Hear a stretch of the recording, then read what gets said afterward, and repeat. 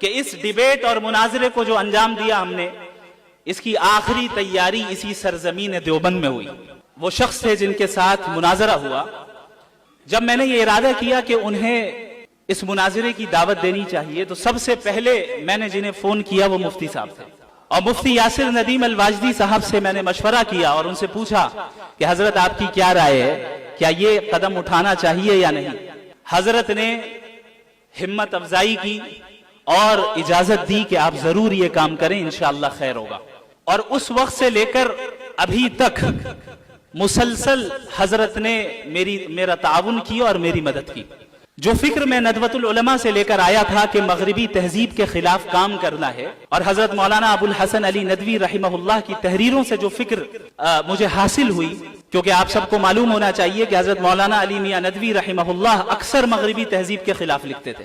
کچھ دنوں سے میں یہ سوچ رہا تھا کہ آخر کیا وجہ ہے کہ ان صاحب کے ساتھ مناظرہ کرنے کے لیے اللہ نے میرا انتخاب کیا۔ کیا ہی بہتر ہوتا کہ حضرت مفتی یاسر ندیم الواجدی صاحب مناظرہ کر رہے ہوتے۔ تو بڑے غور و فکر کے بعد یہ بات میرے ذہن میں آئی کہ شاید اللہ رب العالمین کو حضرت مفتی یاسر ندیم الواجدی کو ایسے مقام پر فائز کرنا تھا جہاں سے وہ یہ کہہ سکے کہ بھئی تجھ سے تو میرا شاگرد ہی نمٹ لے گا۔ الحمدللہ۔ I love you too. بارک اللہ فیکم۔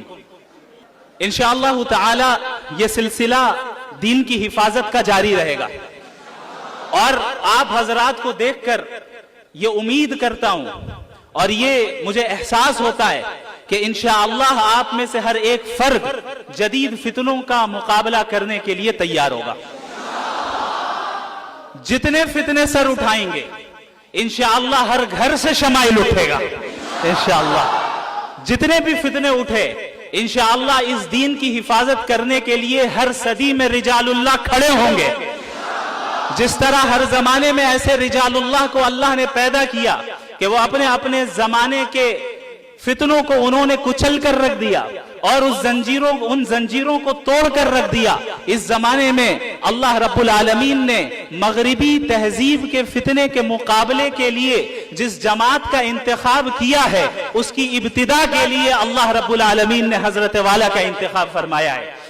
اللہ رب العالمین ہم سب کو توفیق دے، دین پر قائم رہنے کی توفیق دے، علوم شرعیہ کو سمجھنے کی توفیق دے، اس پر عمل کرنے کی توفیق دے۔ میں سمجھتا ہوں کہ یہ جو کچھ بھی کام کل ہوا یہ میرے اساتذہ کرام کی دعاؤں کا نتیجہ ہے۔ میرا اس میں کوئی دخل نہیں، کوئی بھی دخل نہیں۔ میں نے بس ایک چیز کی پابندی کی کہ میں اپنے اساتذہ کی باتیں مانتا تھا۔ اگر وہ کہتے تھے کہ باہر نہ جاؤ تو میں نہیں جاتا تھا، اگر وہ کہتے تھے کہ اس وقت پڑھو تو میں پڑھتا تھا۔ میں نے اتنا ہی کیا ہے۔